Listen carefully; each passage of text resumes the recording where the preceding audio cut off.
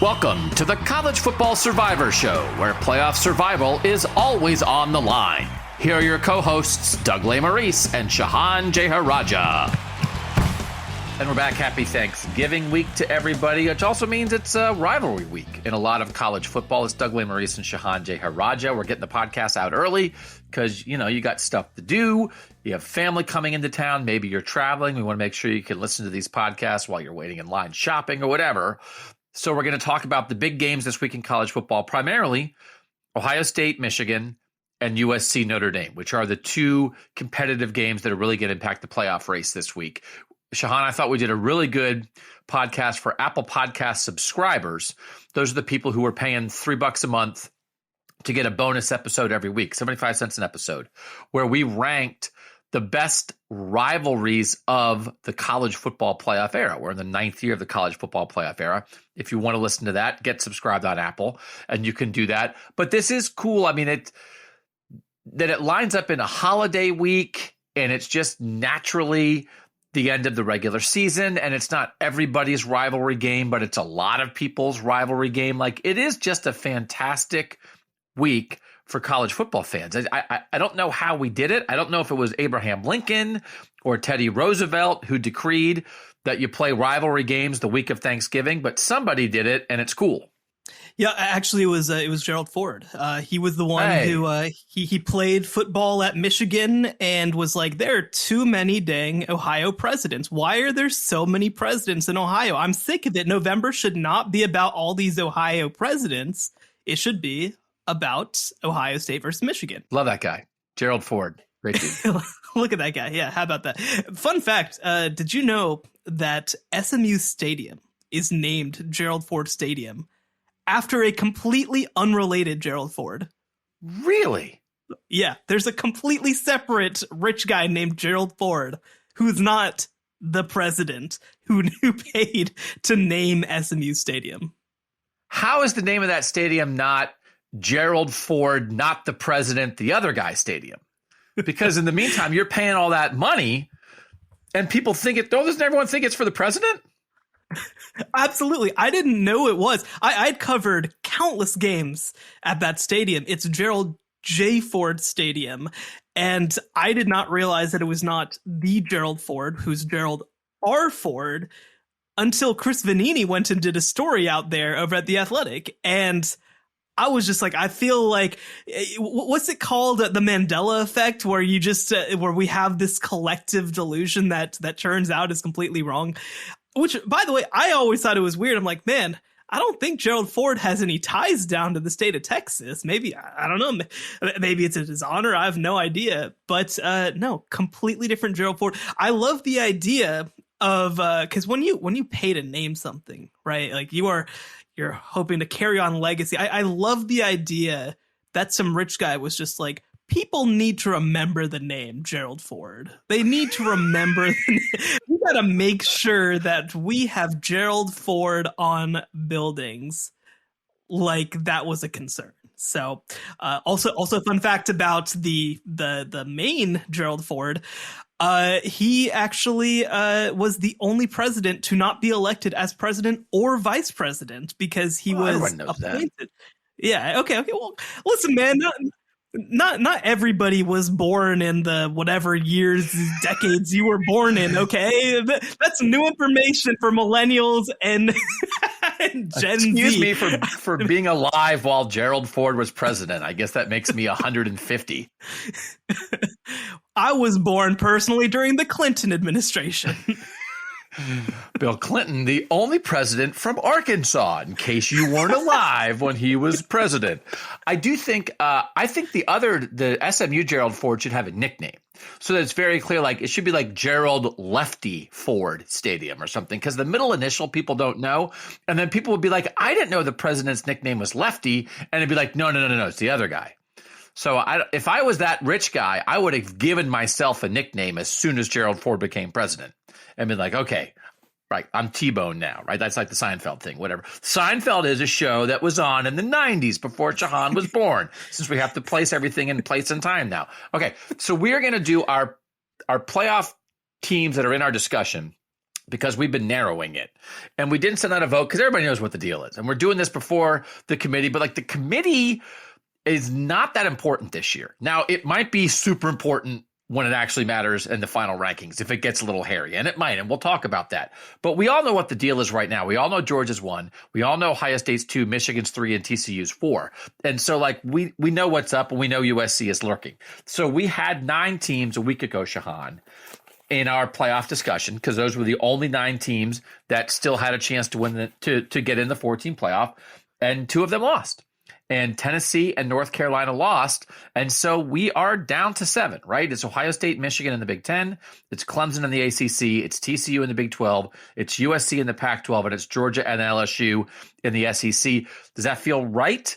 Does 7 at this stage in the final week of the regular season, 7 teams in the mix for 4 spots, pretty good? Because I'll tell you what, there's been years where it's like, hey, Ohio State in 2014 was still not even in the top 10 yet at this point, and then stormed. No one's storming in, I don't think, at this point. We have a pretty clear view of who the 7 are, and we're going to take 4 of them.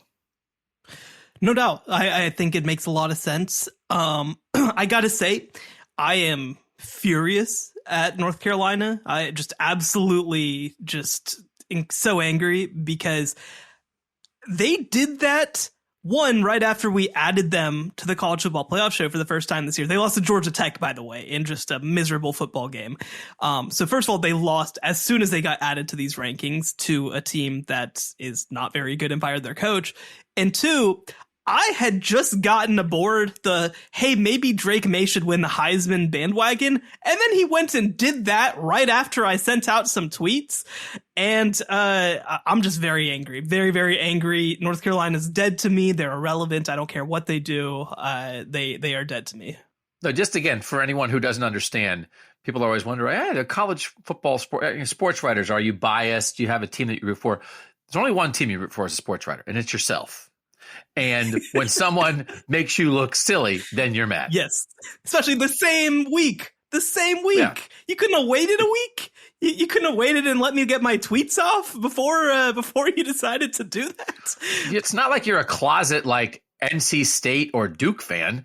You're just mad at North Carolina because North Carolina took down Shehan. And Shehan roots for Shehan. First and what foremost. kind of conflict is that? Man versus Tar Heel? I don't know what that falls into. If you guys are not listening to the Apple Show, we had a whole protagonist literature discussion where we're providing entertainment, but we're spreading knowledge on this show. Let's do a little Heisman thing real quick because, there's the sports betting things that email sports writers, and I just got one in my box on Monday morning that Caleb Williams is now the Heisman favorite, slightly ahead of CJ Stroud. Wow. So that is coming off, threw for 500 plus, I think it was, against UCLA, just looked the part. And I do think there's a part of it.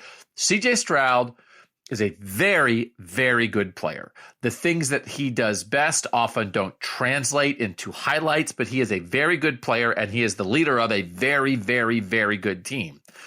But as it sits right now, 11 weeks in, and again, we've had this conversation a lot, 11 weeks in last year, CJ Stroud was the leader. He just thrown 6 touchdown passes against Michigan State.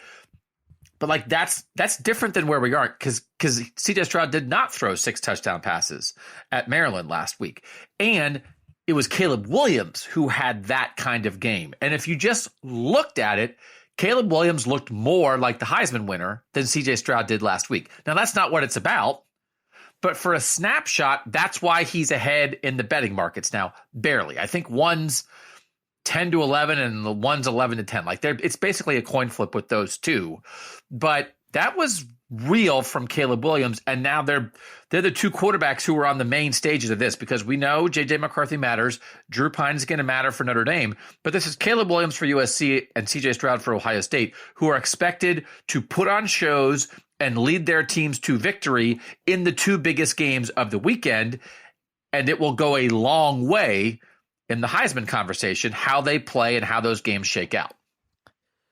No doubt. And I think that one thing we really have to look at, certainly for Caleb Williams. The story is fully there, right? I mean, this was a team that went 4-8 last season.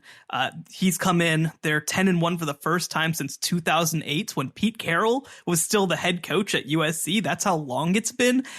And I think that the other thing that you really have to like about Caleb Williams right now is that he's playing his best football right now. He had a little bit of a slow start to the season. I think that certainly that Oregon State game in week 4, where he did lead a game-winning drive, and I think he deserves credit for that. He wasn't at his best, but over the past couple of weeks, 364 touchdowns against Cal, 3 touchdowns last week against Colorado. Again, 470 yards passing, 33 yards rushing, 3 total touchdowns, completed 74% of his passes in the biggest game of USC's season. I think that's huge. And like you said, he's going to have 2 more opportunities to go out and win the Heisman playing Notre Dame this upcoming week, which is, I think, it's going to be a good barometer game because CJ Stroud struggled in a lot of ways against Notre Dame. So if Caleb has a great game, I think that's going to help him. And then probably against Oregon in the Pac-12 championship game. So a lot of opportunities left, and CJ, look, I'm going to get myself into more trouble, but over the last 3 weeks, he hasn't been all that impressive, right? I mean, he's completing 53% of his passes over the last 3 games. Obviously, that's brought down a lot because he, played in that very windy game at Northwestern. But I think that Ohio State's been a little lackluster over the past couple of weeks. And certainly his case is going to be, can CJ Stroud be the reason that Ohio State beats Michigan and makes the playoff? That's the only case to be made. There's everything else is basically irrelevant. But I think that before last week, I was considering putting Caleb Williams into my conversation. I think the fact that he's going to have 3 games that everybody in the country watches in his last 3 games, that's going to help him. I think you need that as a Pac-12 quarterback. You have to have games that people are going to flip on. And so it's going to be a great battle down the stretch. I think that these 2 guys are certainly near the top of my list. I think Blake Corum also at Michigan, kind of a similar case to CJ Stroud, probably in my opinion more important to Michigan than CJ Stroud is to Ohio State even. But it's going to be a good race. And I think that we'll have to see what happens championship weekend as well, because USC is going to be playing a championship game that's going to be very competitive.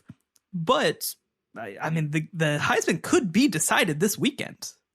I do think the Heisman races down to Caleb Williams versus CJ Stroud or Blake Corum, the winner of that game. I think those are the 3 people left who can win it, because I do think you have to play on championship weekend. And I would guess, I mean, there's an opportunity for somebody to blow the doors off on conference championship game weekend or in one of these 2 games here and be like, okay, that's it. It does feel like, I think, and I like this, my guess would be right now they open the envelope and we don't know who it is. Sure. Which I think is fun. Yeah, we have an idea. Sure. We think, and listen, they do all the polling now, like, here's what people say. I think that might be where we are. That it's so, but we'll see where it is. And obviously we're going to talk about those 2 games. Let's talk about the pecking order, though, of the teams that are left. And again, we have 7 teams that we're talking about here. And I don't want to get into, we have to take the possibilities into play. So let's start with, but we don't want to get bogged down in it. Let's start with Georgia LSU. Georgia's going to play Georgia Tech this weekend. They're going to beat Georgia Tech. How do you know? Come on, Georgia Tech is a giant killer. The bees just went and sent my Twitter mentions to hell. Who is their coach? I should know. I apologize. Come on, former Alabama offensive line coach. I think it was Brent Key. I think it's Brent Key. You don't know what his first name is. Okay. I've heard it said. I think it's Brent. I think it's Brent Key, who I believe is an alum. So and by the way, apparently Jeff Collins was just completely sandbagging during his last year, because they're 4-3 under Brent. It is Brent Key, who was associate head coach, offensive line coach, and previously was offensive line coach at Alabama from 2016 to 2018. So I don't know. I mean, we'll see what happens, but maybe Brent gets the job. Who knows? Oh, okay. Who knows? I thought you were going to say, who knows? Maybe we'll see what happens, but maybe they beat Georgia. I thought that's where you were going, and I was like, what are we doing? That will not happen. Okay, so they're not going to beat Georgia. So Georgia is going to be in the SEC championship game, and Georgia will have locked up a spot. Win or lose, Georgia's going to be in. If LSU beats Georgia, who's LSU play this week? That would be the Fighting Texas A&M Aggies. Oh, for real? Oh, man. That actually is an easier game than Georgia has. Okay. So LSU is playing Texas One A&M. of them has a winning record over their last 7 games, and that's Georgia Tech. And one of Georgia Tech and Texas A&M, one of their head coaches has a chance to still be the head coach a year from now. Might not be Jimbo. So okay, so LSU is not going to lose that game. So then if LSU beats Georgia, LSU's in. But like the idea of like, is LSU going to beat Georgia? We can cover that. We'll preview all the conference championship games a week from now. We're not going to spend a ton of time on that. That seems very, very unlikely. So then Georgia's in. The Ohio State-Michigan winner is in. Do you think TCU plays Iowa State this week? They're not going to lose to Iowa State, right? No. They're going to beat them 55-3 and then move down. I've seen this movie before. So the thing is, actually, I think TCU actually could lose to Iowa State, but if they win the Big 12 championship game and they're the one-loss Big 12 champs, they would still get in the playoff. I agree. I don't know. It's weird. They can lose to the worst team and then go win the Big 12 championship. But if they don't win, it's going to be probably Kansas State. If Kansas State wins this week, then it'll be Kansas State in the Big 12 championship game. I don't know that TCU is going to get in if they lose in the Big 12 championship game. That gets dicey, right? Look, I think that when we started the playoff era, we heard that championships mattered, and I think that if TCU loses and isn't the Big 12 champion, that should absolutely sandbag them a little bit, right? It puts them in a conversation where you're talking about the loser of the game. Well, let's say for that, because there's a direct question I want to ask. But we think TCU, if it loses the Big 12 championship game, is in trouble. Is in trouble. I don't think they're guaranteed out because they've played a tough schedule. They've played well. They're going to be 12-1. I don't think that they're completely, no doubt, no question about it, out. But I think that they put themselves. They move from being a lock to being one of the teams in the discussion. And then USC plays Notre Dame and then plays the Pac-12 championship game. If USC wins out, USC is in. Lock. So if things go chalk, it'll be Georgia, the Ohio State-Michigan winner, TCU, and USC. Those are our 4 playoff teams. Now, if either TCU or USC lose, that then opens the door. It's like, who's in the 5th spot? Who's waiting for the opportunity to walk through the door if it's opened? And this is the conversation I want to have to get your view on this now. And I don't think what the committee is telling us this week on the Tuesday rankings really affects it this much, because we already have an idea of what they think about Clemson. But again, they don't treat you as a champ until you are a champ. Do you think the Ohio State-Michigan loser would definitively have the edge over Clemson as a one-loss ACC champ if the door opens? Or do you think potentially having that championship and only one loss could mean that Clemson gets in ahead of the Ohio State-Michigan loser? And I think it does depend on, is it Ohio State or Michigan? And how did they lose? But as we sit here now, what do you think that discussion is? Yeah, I think that Michigan has no shot if they lose. Their schedule is awful. So you officially think that? Because I think that's a very important point to make. They're an 8-point dog at this point to Ohio State. They're on the road. That is a very important point to make. And you're basing that, again, I think we had this discussion before. Sometimes I forget where I have podcast discussions.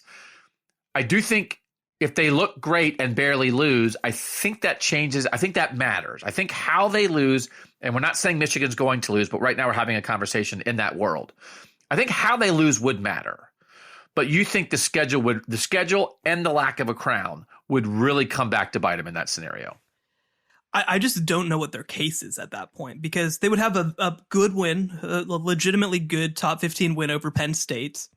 And that's it. That is the only thing that Michigan would have to talk about. And the next best case would be, well, they didn't lose that bad. That would be the second most important thing on their schedule. When you look at their strength of schedule, it's not just behind everybody else, it's way behind everybody else. I think that another part of this is the fact that Illinois has fallen apart probably hurts them as well. And by the way, Illinois is before, heading into this week, Illinois is the second best team that they've played this year, and they should have lost the game. Right? Like, they should have lost the game. And so I don't think that Michigan has anything to fall back on whatsoever. For Ohio State, I still don't love their chances, but I think that they're more in the conversation if that were to happen. I think that because I think that that they have the Notre Dame game, which is a game that's probably going to help them more than people thought it would. The thing I think is important there is that Ohio State beat Notre Dame, and Notre Dame's the team that beat Clemson. I think that is a very important. It just happens to be the case that magnifies not only is Notre Dame turning into a pretty decent win for Ohio State, but it's not head to head, but it's one removed from head to head. And so, and again, also the thing here, if one of the reasons the door opened is because Notre Dame beats USC, so now Notre Dame has beaten USC and Clemson, and Ohio State beat Notre Dame. I think there's a very specific thing here that might give Ohio State a little extra edge over Clemson.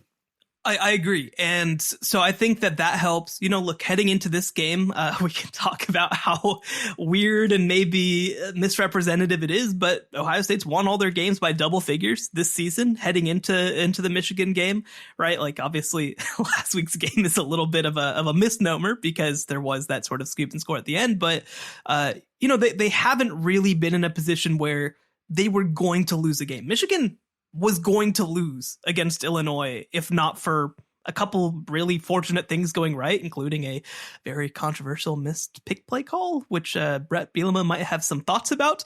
But, I think that for me, right, if Michigan had wiped past Illinois, then like maybe you have a case.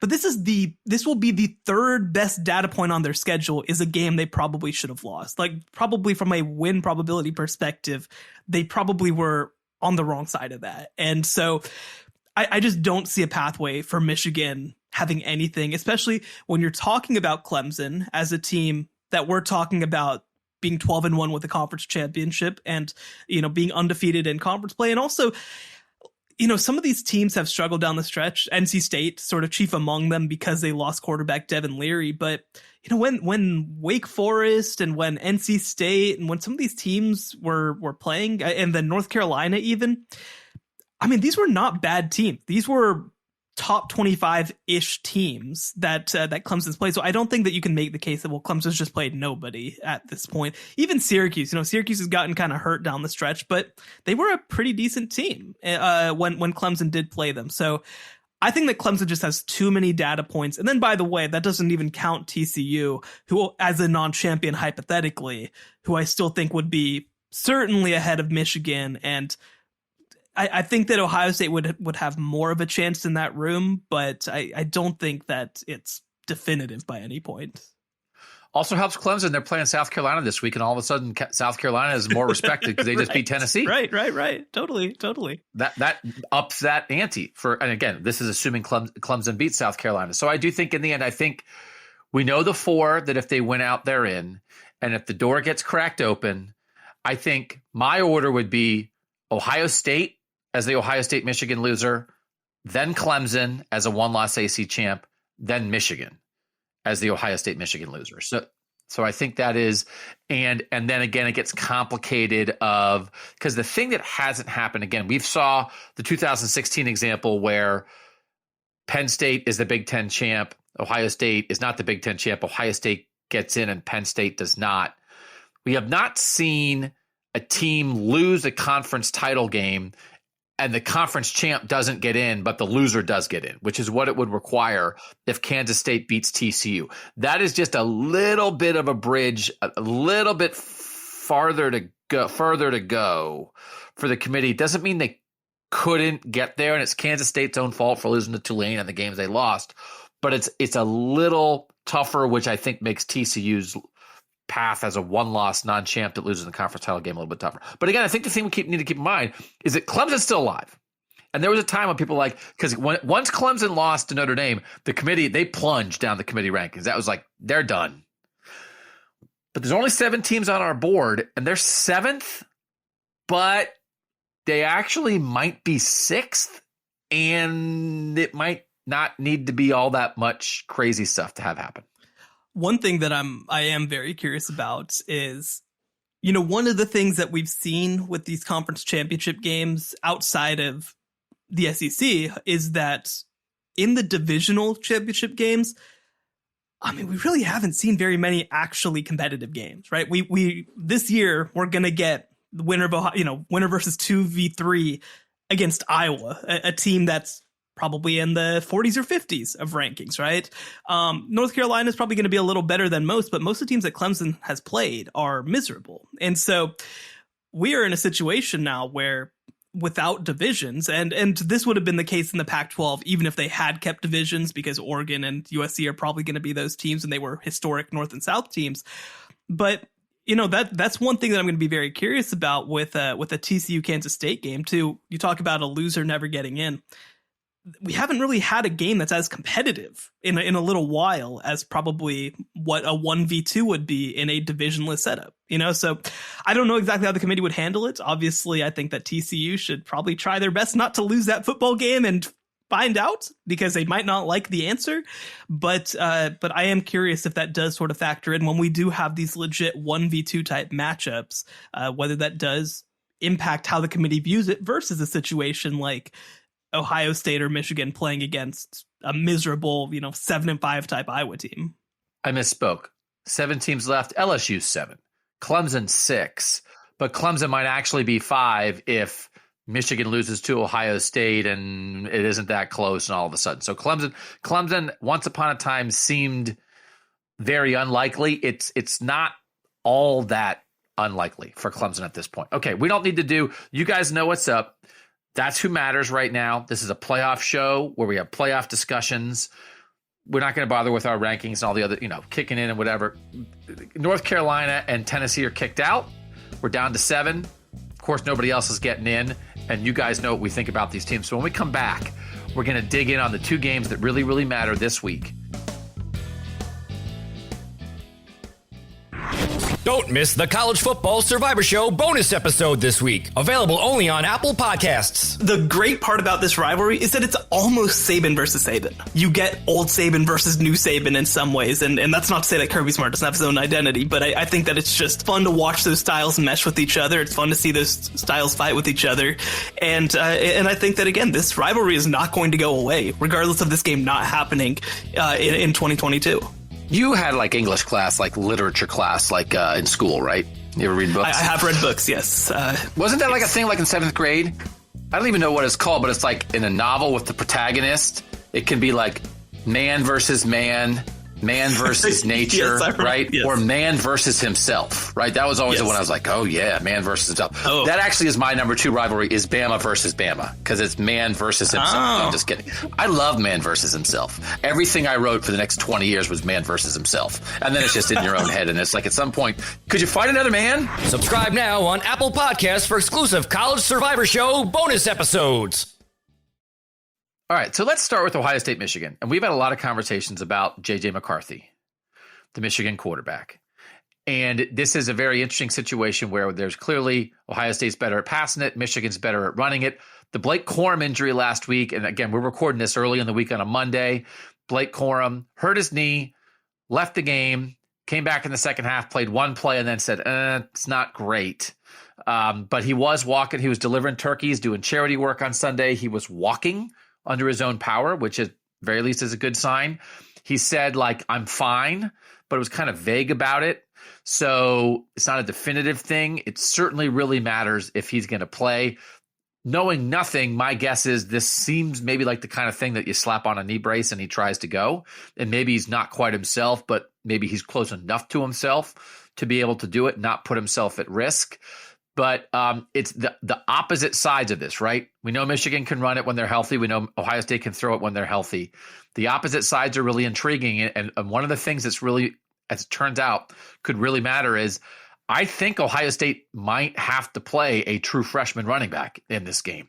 because Dallin Hayden has run the ball really well the last 2 weeks. He hits the holes better than anybody on the roster, or certainly as well as Mayan Williams, and better this year than TreVeyon Henderson. TreVeyon Henderson and Mayan Williams have both been battling injuries all year. We don't know exactly where they are. We have compared him. I have compared him to he's in Cardale Jones mode of Cardale Jones with a third string quarterback who Ohio State needed down the stretch in a playoff run. Dallin Hayden should be the fourth string tailback because they lost their number 3 tailback before the season started. He's a true freshman who wasn't even here in the spring. He's a summer guy. And here he is. And it could really matter. So just like J.J. McCarthy's going to have to throw it pretty well, and you're going to need the Michigan receivers to step up, Ohio State's going to have to at least run it a tiny bit, and it might be a freshman running back. But when we talked about on the Apple Podcast show, Shehan, all the things that matter in a rivalry, contrast is not required, but it's flavorful. And man, the contrast of these teams is about as stark as it gets. No question. I mean, I think that you look at what Michigan's done this year. I believe they're still number 4 in the country in rushing offense behind Ole Miss and the service academies. And that's it. Those are the only teams that run the ball more and better than what Michigan does. I think that injuries are going to be such an interesting part of this game because you mentioned, of course, the Ohio State running back injuries, probably having to play a freshman. Well, Michigan, Blake Corum, of course, like you mentioned, is going to be a little banged up. But Donovan Edwards also missed last week, their number 2 running back, who's been a huge part of their success as well. And I've been harping all season long on Michigan passing game. Can you show me anything? Can you prove to me that you can do anything of substance, anything of note? And they had a big opportunity to do that in the second half against Illinois. And guess what? They did nothing. They did absolutely nothing. They were a complete non-factor in the second half of that game. And Michigan was unable to put together a single touchdown drive. They had to settle for 4 field goals, some of them lengthy. So I'm concerned about that. I don't like a team being one-dimensional. Now, look, last year Michigan was pretty one-dimensional and they still won that game, but I thought that the point of putting in J.J. McCarthy was adding a dynamic component at the quarterback position, and in my opinion, we haven't seen it at all. We haven't seen him be consistent. He hasn't been all that efficient passing the ball either. If Blake Corum is at all dinged up, which, by the way, credit to Blake Corum for the day after suffering an injury, going out and wanting to do charity work, but I hope he's okay, because if he's not okay, I don't know what Michigan does in this game. So the thing that I think is, and I've been trying to really talk this out with myself, considering how Saturday unfolded. 7 crazy hours of Big Ten football where it felt like, oh, this 2 versus 3 game is going to get sidetracked first by Michigan losing. No, they survived. Wait, now Ohio State's going to lose? No, they survived. They're 2 of the 4 undefeated teams in college football. And when you don't have a loss to be like, well, that's your loss, that wasn't good, I do think you examine the unimpressive wins more. But in the end, there's only 4 teams who have gotten this far to this point, and these are 2 of them. And I do think because the schedules are not great, Michigan's especially, which we've covered a lot, and that Michigan State's not as good as you thought, Wisconsin's not as good as you thought, maybe Notre Dame's coming back around, but again, they're not as good as you thought coming into the year. I do think it opens both Ohio State and Michigan to be judged on a pretty harsh scale, because they didn't ever really fall off the cliff, but they also never really climbed the mountain. So you end up with a lot of they're just kind of walking around. And then you're like, well, you have on the wrong walking shoes. And are you kind of limping or what? And it's like, well, I didn't fall in a pit. And it's like, yeah, but you also didn't climb up a mountain. And it's much easier to judge people or teams when they're on mountaintops or in pits. And when you're just walking around, you're just walking around. I'm almost 50 now. I'm at the just walking around stage, and nobody knows what to make of me. So I do think nobody's instinct after Saturday was to credit Michigan and Ohio State for finding ways to win, right? That was not where anybody was. It was much more like, oh my gosh, Michigan played a decent defense and they literally can't do anything. Oh my gosh, why is Maryland which got shut out by Penn State the week before. Now Maryland's moving the ball, marching 75 yards on this Ohio State defense, and Ohio State can't put them away. What is wrong with these teams? That's our instinct. Because we're not saying, I can't believe they lost to blank earlier in the year. But yet, and then also there is a talent threshold that both these teams have. Ohio State more, but Michigan still to a great degree, which raises the expectation level. TCU playing a tougher schedule. Acknowledged, noted, very important, and is a big part of it. But also the TCU expectations aren't as high, given their talent baseline. So I do think TCU gets a little more credit on the gritty scale for finding ways to win, because people kind of expect TCU to lose one of these games eventually, and they haven't. With who Ohio State and Michigan have played, nobody expects Ohio State and Michigan to lose. So then when they win weird and win ugly, that's the closest thing to failure that you can have. But we have to remember that since these teams played a year ago, the only game that either of these teams has lost is Michigan losing to Georgia, the national champ. And they've won every other game. That is hard to do. So I think two things at once. I think they both really are vulnerable. I do think they are very strange. And it's kind of this whole college football season has been this way, Shehan. They're both really good with very obvious vulnerabilities. That they have overcome those vulnerabilities to get this far. But oh boy, I think both fan bases are going into this game being like, man, I'm not so sure about my 11-0 team. It is, and in different ways. I think it is fascinating for them to be as good as they are. They're as good as anybody. I think they're as good as Georgia, or close, right? Because Georgia's had moments too. If you want to see Georgia's the best team, great. I don't think there's a huge gap to Ohio State, Michigan. But man, we also know exactly how it could go wrong on Saturday. I can't, oftentimes if you get a game like this late, it's like, boom, powerhouse versus powerhouse. And that doesn't seem to be the vibe around this game right now.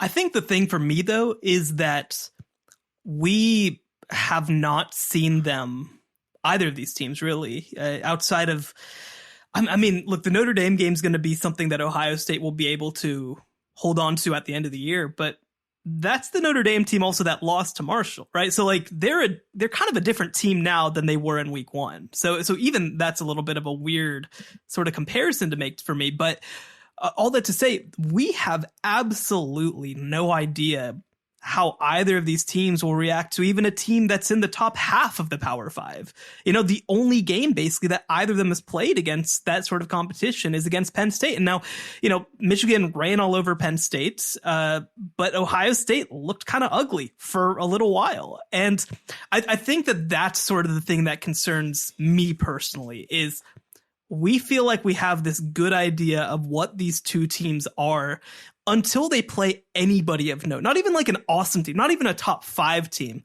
We don't know how they look against a top 30 team, like, because everything suddenly changes. Ohio State against Notre Dame in that first game, completely different team than what they've been in other games. Ohio State against Maryland, Ohio State against Penn State, just a completely different team than what we've seen them be against everybody else.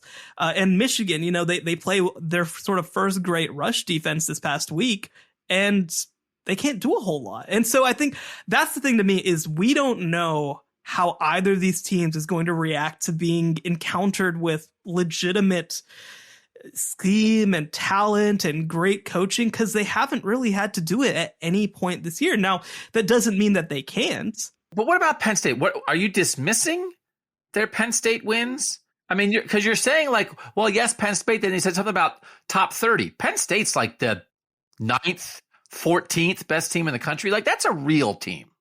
It's a real team. And so I think that the way that I look at it for two teams is, you know, look, Michigan was kind of able to push through them. And I credited Michigan. You know, I wasn't impressed with that Penn State win at the time. I'm relatively impressed with what Michigan did against Penn State in the running game. The question is, if the running game is at all compromised heading into this Ohio State game, right, with Blake Corum, maybe even if he's a little dinged up, even if he's 85%, and then Donovan Edwards, maybe the same thing. I don't know if we know if he's going to play in this game. Then what are they? What do they do? right? Because in the second half of that Illinois game, and this is an Illinois team that is really falling apart down the stretch, Michigan looked miserable, just completely miserable. So all that to say, that doesn't mean that they can't reach that level. And like you said, Georgia also hasn't been perfect this year by any means either. But we have seen them play elite competition at times this year and hold up, right? We saw them play Oregon, obviously, in that opener. We saw them completely demolish Tennessee. And so I think that we have an idea that when faced with an elite team, a top 5, top 10 caliber team, they can stand up and say, we're the guys. We are them. And that doesn't mean that Ohio State and Michigan can't, but I don't know that they have at this point either. So it makes this one of the most unknown games that I feel like I've had in a while, because I don't think that we've seen either of these teams have to actually get countered with comparable, not even talent, but a comparable level team. Again, acknowledging that Penn State is somewhere between the 9th and 15th best team in the country. Michigan, in the end, leaned on its offensive line, leaned on the run game, and rolled over Penn State.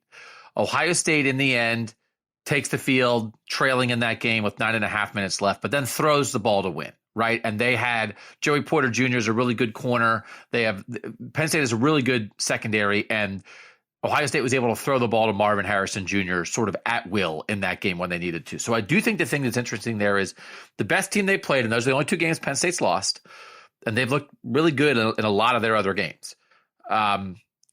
They did both those offenses in the end, did the thing that they do best to put those games away. So that to me is some proof of, okay, well, and the tough thing about the Michigan thing last week is they're struggling the second half and not cashing it in the red zone with no Blake Corum and with no Donovan Edwards. So I do think it's fair. Their offensive line, and listen, they've only their center, Oli Watimi, has played every game for them. They've played, the other offensive line guys have all been in and out at least a little bit, and they've managed to keep it together. So you have to give their offensive line a lot of credit. But in the end, when they struggled in the second half last week against Illinois, they didn't have either of their top 2 backs for a run-first team. For a run-only team.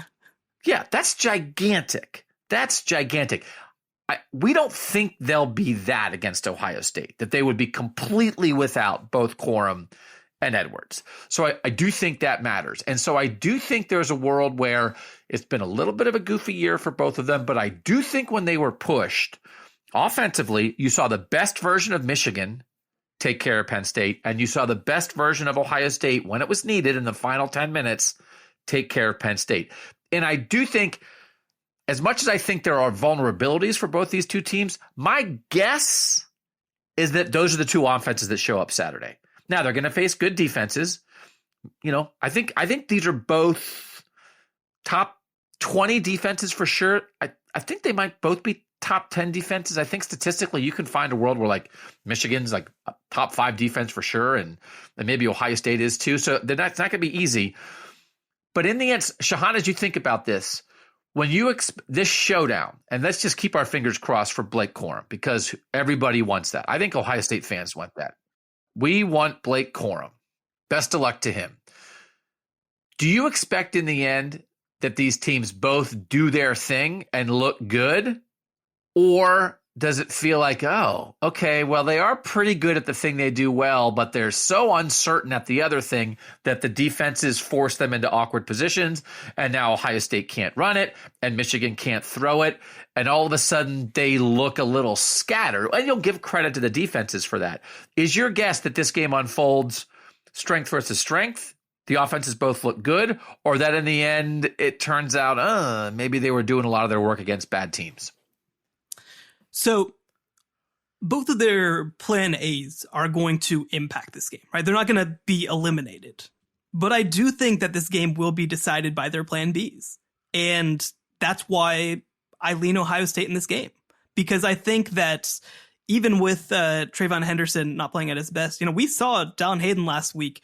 They put the ball in his hands and said, go win us this game. A true freshman running back against Maryland. And he did it. You know, the drive that stood out to me was the drive when they took a 2-score lead on Maryland, when they handed the ball to Dalton Hayden 7 straight times, and he basically marched down the field to set up a 3-yard touchdown. Now, it wasn't super efficient. It wasn't the most effective. I'm sure the EPA numbers and advanced analytics probably said, okay, this is an okay strategy. But I think the fact that they have proven with certainly with Dalton Hayden and also, I mean, is Mayan Williams is probably not going to play, right? Is that the assumption? No, I mean, they were saying after the game on Saturday that Ryan Day thinks Mayan Williams has a chance to play. So, I mean, I don't think he did much last week. So I think I think at the moment you should assume that Mayan Williams will play. It's not a guarantee. And I think that Mayan Williams is even more of a better plan B, I guess you would say, than Dalton Hayden, right? I think that Ohio State has more of that plan B in their arsenal. I think that they have more of an ability to win in a different way than Michigan does. That's why I keep harping on that one thing that Michigan can't do anything to stretch the field in the passing game, because I do think that when you play legitimately elite teams, that they have the ability to at least make your plan A really tough. And like you said, Penn State's a very good team. They're a very good defense. I don't think they're an elite team. I don't think that they are the type of team that is good enough to say, we're going to take away something from you. I know Georgia can do that. I even think that TCU can do that, right? We saw them play against Bijan Robinson a couple weeks ago and hold him to 29 yards. If your plan A gets taken away, what are you going to do? And I don't know that Michigan has that answer. All right, well, let's make a pick here, right? I mean, I do think both these defenses are going to matter. The Ohio State defense has come a long way. I don't know that I think Michigan might have the better defense, but Ohio State has made up the gap. The gap so much. They're so much closer. And I do think when you think about especially that Michigan run game, and I've talked about it a million times since it happened last year, but there was a play in the second half, like a 50-plus Blake Corum run where it was like 8 guys perfectly blocking it. And in addition to Michigan blocking it perfectly, I just looked and said, who's the Ohio State guy on the field who's going to make a play there? Who's going to shed the block and make a play? And they have multiple guys now who are doing that. Tommy Eichenberg at the linebacker level, especially as a run stopper, has had a tremendous year. He'll come blitz on it and do those things as well. And then Lathan Ransom as a safety has really become a playmaker in the last couple of weeks. And Ronnie Hickman as their other safety is like a glue guy who doesn't make any mistakes and keeps it all together. So when I look and think, well, do they have guys who are going to make plays in the run game? They didn't last year, and I think they do now. So I do think the Ohio State defense will certainly defend the Michigan run better than it did last year. So let me ask a very specific question about that before we get into the pick. So, that was such a big issue last year, was obviously guys being in bad situations, bad positions. Do you feel like on let's say the front seven, defensive line, but especially the front seven kind of in general, do you feel like what Ohio State has done from a run defense perspective is something that's built to hold up against that kind of offensive line, against that kind of running back? Do you think that these are defensive linemen who, against that level of team, can fill some of those gaps the way that they've done against better teams? I think they can slow them down. I don't think they'll stop them, but they have a couple space eater defensive tackles in Teron Vincent and Ty Hamilton who have been playing really well the last couple weeks. JT Tuimoloau at defensive end, like he's an athletic guy, but he's got some size to him. Zach Harrison, the other defensive end who starts, is a run stopper first and has been one of their best run defenders the past couple of years. He's a big physical guy. They can get a pass rush when they need to, but I do think they're pretty good. I don't think they're going to get steamrolled. Now, I'm sure Michigan will have its moments, but I think they can make Michigan march. I know Michigan sometimes, Jim Knowles, the defensive coordinator, was talking about the escape hatch and not letting Michigan hit that hole that pops a big one. I do think they have a better chance to contain that and not give up 50-yard runs. I think they'll do pretty well. I think they'll hold up. I would be very surprised if the Ohio State defense gets steamrolled. And then that gives Ohio State's offense a chance to go win the game.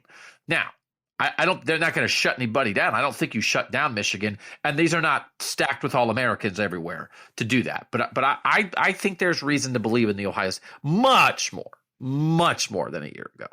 I just feel like, obviously, look, they've been in better positions when defending the run. They've also, I think, just seemed to react better. A lot of that's coaching. A lot of that's being put in the right situation. And look, I think that even in hindsight, I think it looks worse. Jim Knowles should have been the Broyles Award winner as the top assistant in college football last year over Josh Gattis, in my mind. He's probably going to win this year if Ohio State wins this game, because Ohio State's defense is on another planet from what it's been the past couple of years. I expect them to have a game plan. I expect them to be active. I expect them to show some different looks in run defense as well. I think that they're going to be creative because that's what Jim Knowles does. And so for me, I think that I trust Ohio State's plan B just more than I trust Michigan's plan B, because I really have no faith in their plan B. And so I'm going to lean Ohio State. I honestly don't have a ton of faith in Ohio State's plan B. I just think they have a pretty decent chance of hitting on their plan A, which is I think they have to throw to win. And I do think I think Ohio State can slow down a Michigan's run game enough for them to throw to win. They really are targeting, I think Marvin Harrison Jr. and Mecca Egbuka both had more than 10 targets last week. They'll work in Cade Stover, the tight end, in the passing game some, but they know where their bread is buttered. They threw the ball on 3rd and short and 4th. They threw in a 4th and 1 against Maryland last week and didn't make it. Well, but they have to. But they like that chance better. I mean, it should have worked, and the ball went through Marvin Harrison Jr.'s hands. But I'm telling you, I don't have. You're the one who has faith in the plan B. I don't have faith in their plan B. I don't think they can run it on 4th and 1 and get it. So they better throw. I think that we saw them do it against Notre Dame, and I think that we saw them do it in the key moments against Maryland as well. Look, the reality is, for me, I mean, I feel like. First of all, I feel like it's just inevitable that with how much I've criticized CJ Stroud, that he's going to go on and become the greatest quarterback of all time. It's just inevitable at this point to make me look like the stupidest person ever. But I do not trust CJ Stroud in those moments at all. I don't. Oh, at all? In the big moments, I don't trust him down to down to be consistent enough. I don't. Oh, no. I mean, it's easy to, it's one of those things. We all do this, which is you remember the times in a big moment where someone fails. And then it's if there's a big moment and the person succeeds and the drive stays alive, you kind of forget that big moment. But he's made some 3rd down throws. He's done some things in key moments. I mean, if they don't beat Penn State if he doesn't make throws in big moments, right? I mean, they came on the field and he hit bang, bang, 2 throws, and then they run for a 40-yard touchdown to take the lead in that game. I also don't think that they beat Notre Dame if they say CJ Stroud take over this game. They handed the ball to Mayan Williams and said, go win this game. There's a 3rd down play early in that drive. There's a 3rd and 3 at the start of that drive. Cool, but we're talking down to down, play to play. No, but he has to escape the pocket and make a throw to Mayan Williams out of structure to keep that drive alive. And then they just handed it off because they thought they had an edge there and they could run on him late. I don't think Ohio State's going to be able to run on this Michigan defense. That is a matchup I do not like for Ohio State. And so there are some good players in the Michigan secondary, right? I mean, they believe in DJ Turner, and Will Johnson's a good young corner. There are guys that Michigan believes in, I think, in the pass game. But I just think if it comes down to that, I don't like Ohio State's chances. It's here we are with Ohio State needs to run it to it. And they did. They iced the game against Notre Dame running the ball.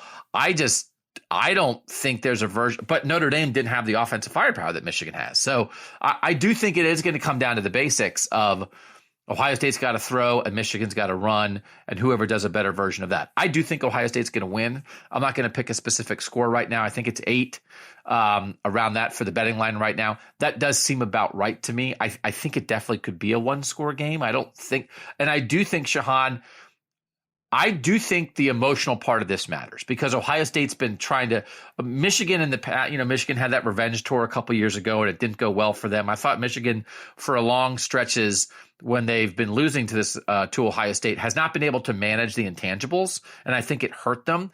And now Ohio State has to manage the intangibles. So they're motivated. Revenge can be a great motivator, but revenge can also get you out of sorts if you lean too hard into it.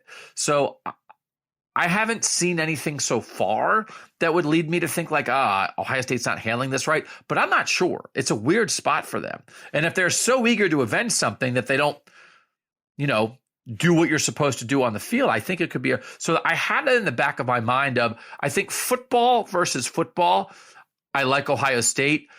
I'm leaving a little window for, oh my gosh, like Ohio State was so jacked up.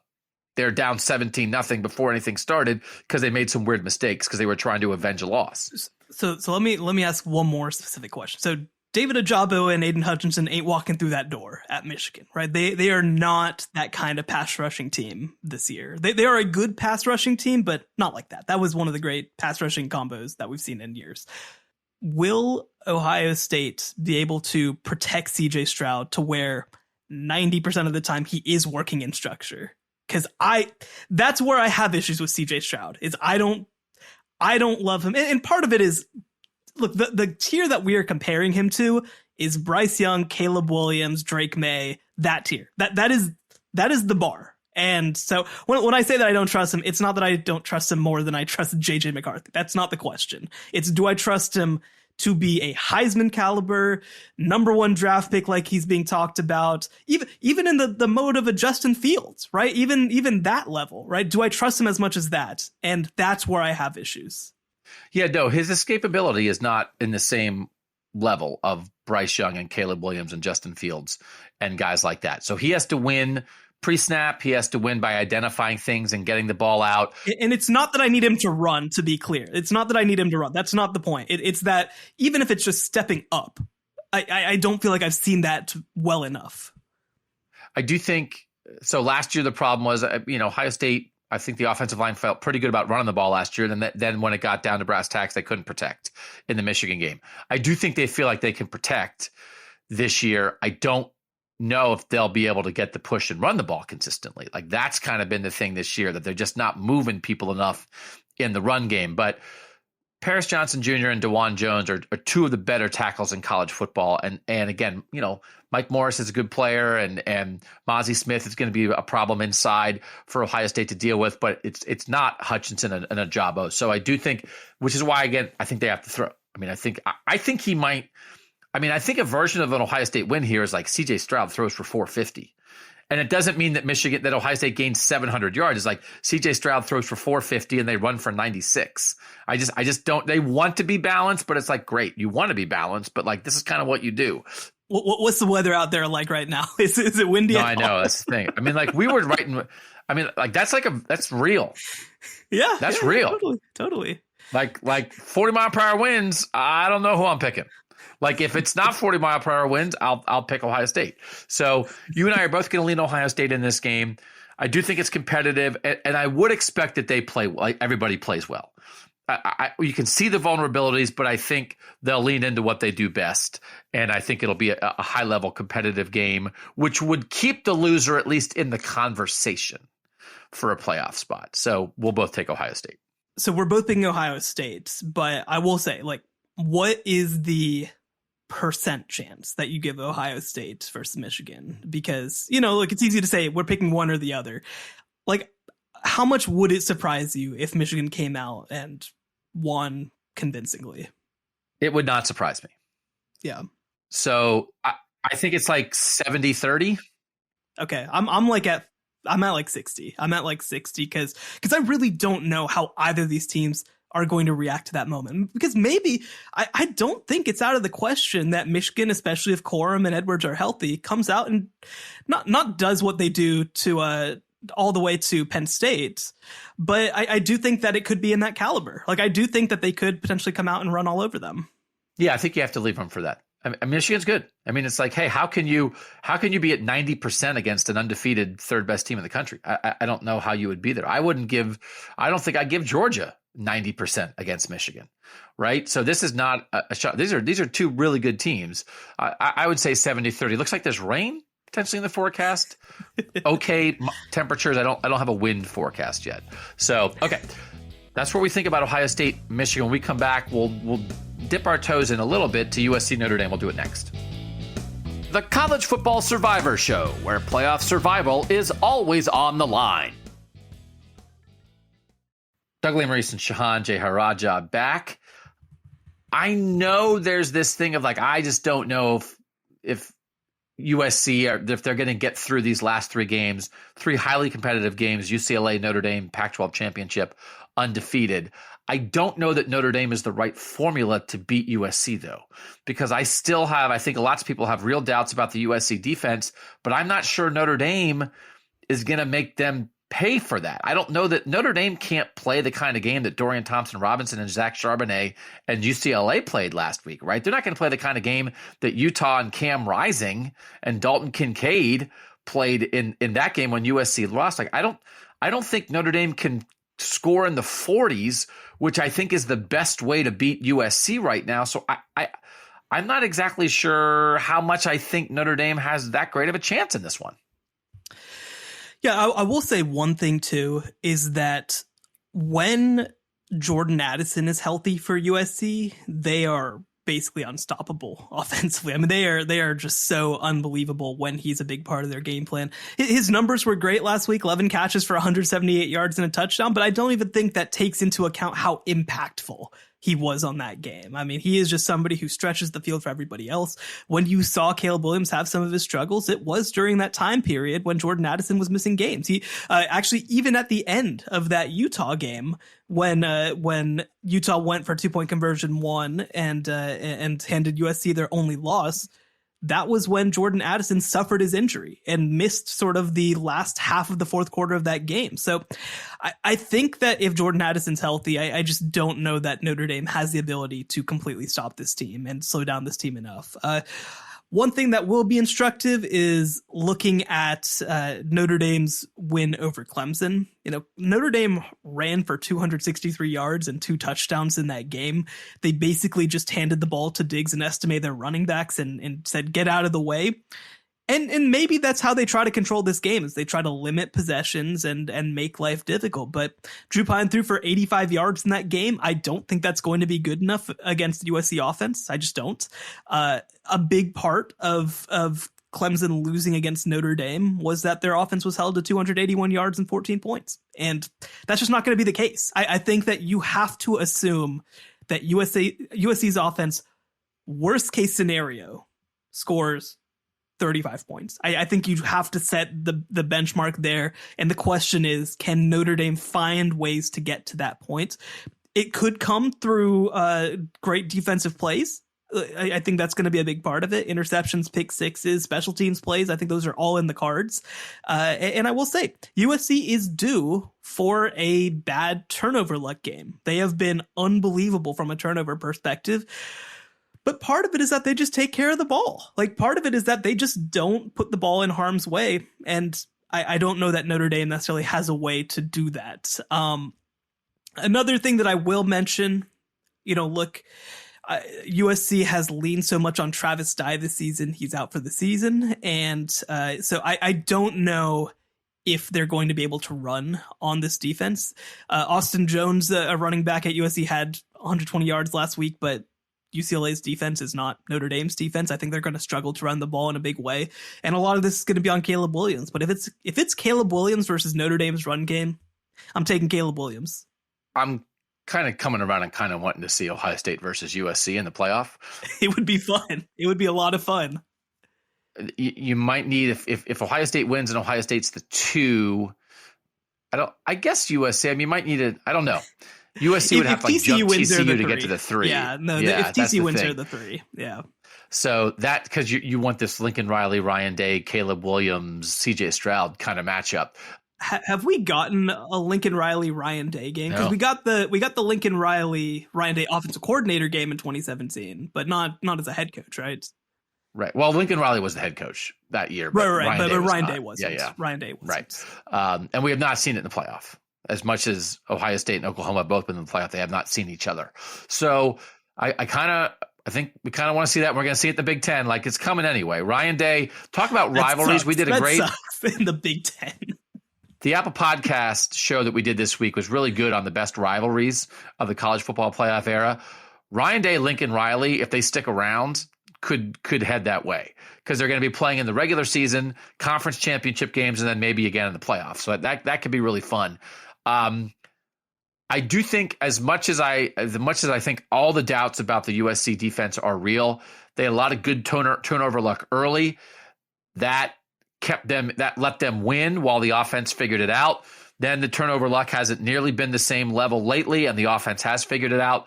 But there is, I believe a lot of turnovers are luck. That turnover that iced the game against UCLA, that wasn't luck, man. That was Alex Grinch dropping a defensive end in coverage and Corey Foreman making a play. That's not, the quarterback doesn't expect an edge guy to be there, 9 yards back from the line of scrimmage in coverage. So they do things.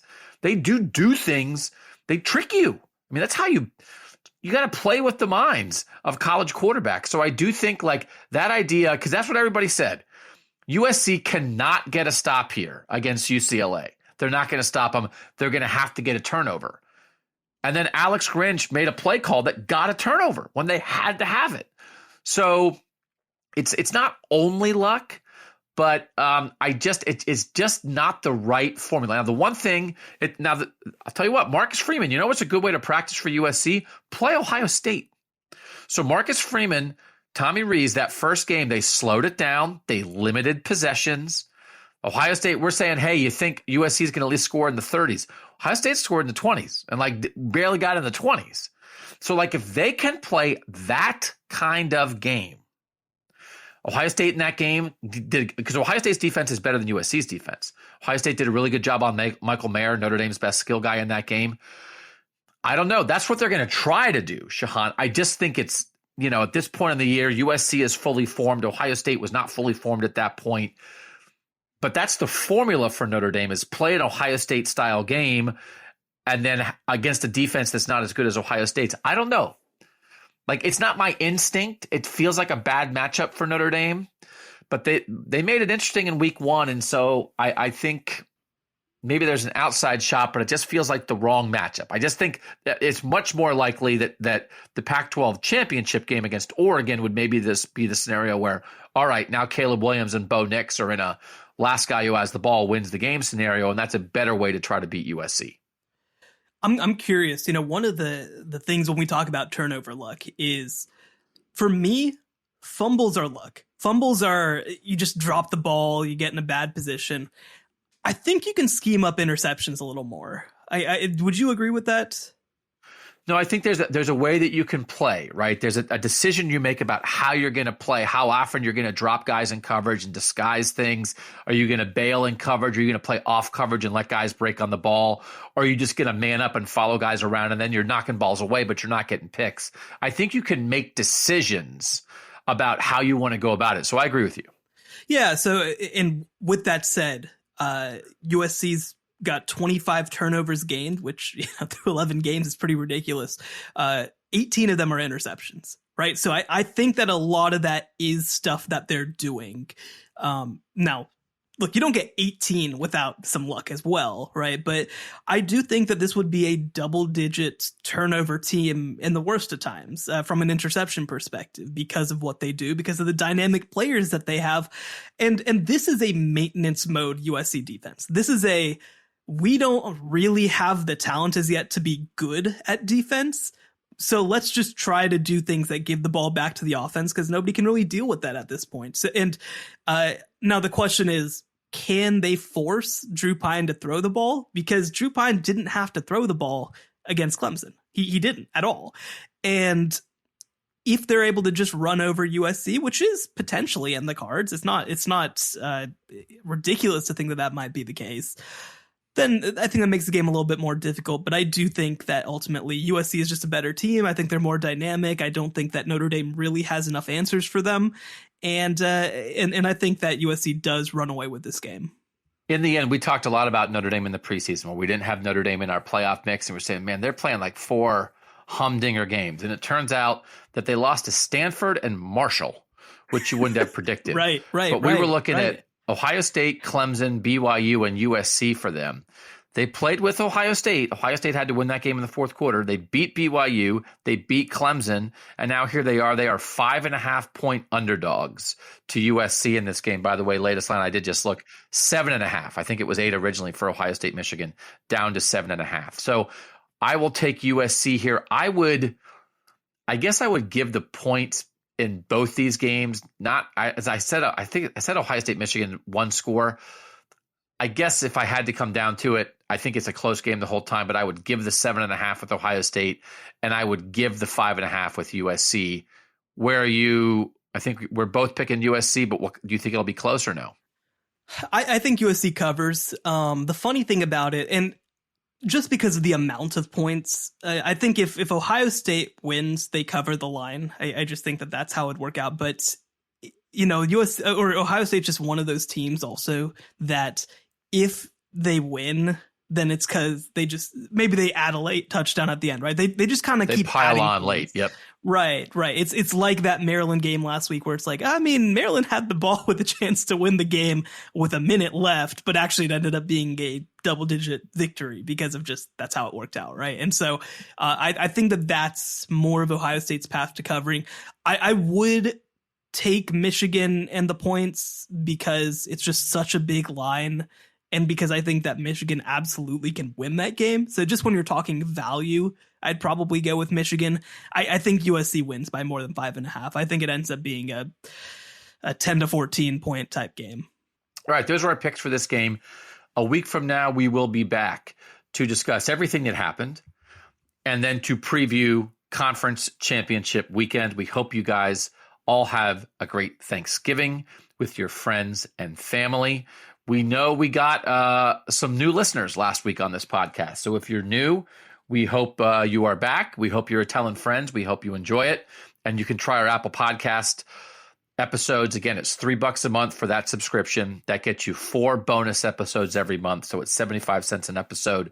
And on this show, we really kind of dig in on what's happening in the playoff race. And then those shows will weave around a little bit and find little side things, new ideas that other people aren't doing. So again, this week we did the 5 best rivalries of the playoff era. Happy Thanksgiving. Read Shehan Jeyarajah at CBS Sports. Go ahead. I have one more note because speaking of Chris Vanini, who I mentioned earlier, pointed out that the Gerald Ford Stadium is different. Towson just fired their coach, Rob Ambrose. His replacement, Lyndon Johnson. What? Yeah, is his wife's Lyndon name Lady Johnson. Bird? I have no idea. What is happening? So the top responses need to get the Viet Cong on the schedule. What is happening? Lyndon Johnson. I don't know if there's a guy out there who's involved in college football at all whose name is Ronald Reagan. But if you're out there, you might be Texas A&M's coach in a month. So stay loose, Ronnie. All right. You never know. Sometimes names matter. All right. He's Shehan. I'm Doug. Thanks to you guys for making the College Football Survivor Show part of your week. And that was the College Football Survivor Show. The College Football Survivor Show, where playoff survival is always on the line.